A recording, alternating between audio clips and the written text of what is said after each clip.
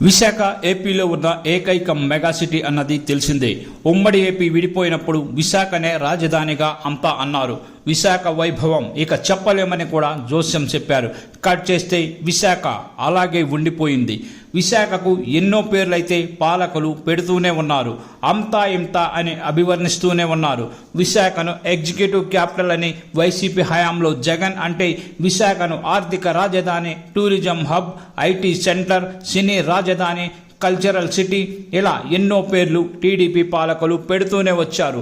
విశాఖలో లేటెస్ట్గా పర్యటించిన ముఖ్యమంత్రి చంద్రబాబు ఫ్యూచర్ సిటీ అంటూ తాజాగా సంచలన వ్యాఖ్యలైతే చేశారు. ఇది చాలా కొత్త పేరు, బాగానే ఉంది అని అంతా సంతోషిస్తున్నారు.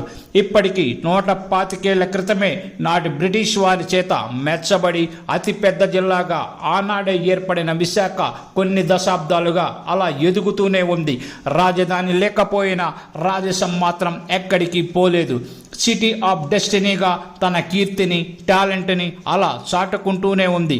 విశాఖను ఏపీకి గ్రోత్ ఇంజిన్ అని ఆర్థిక నిపుణులు చెబుతారు.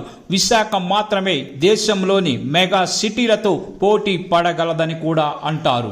ఇలా ఎన్నో లక్షణాలు విశాఖకు ఉన్నాయి. అటువంటి విశాఖకు ఫ్యూచర్ సిటీ అని చంద్రబాబు కితాబు ఇచ్చారు. అది నిజమే అని మేధావులు సైతం అంగీకరిస్తున్నారు. మరిన్ని దశాబ్దాలు గడిచిన విశాఖ ఫ్యూచర్ని అలా చూస్తూ కొలుస్తూ ఎదుగుతూనే ఉంటుంది తప్ప ఆ ప్రగతి పరుగు ఎప్పటికీ ఆగేది కాదనే అంటున్నారు. అందువల్ల విశాఖ ఎప్పటికీ ఏపీకి మంచి భవిష్యత్తుని ఇచ్చే ఫ్యూచర్ సిటీనే అని అంటున్నారు.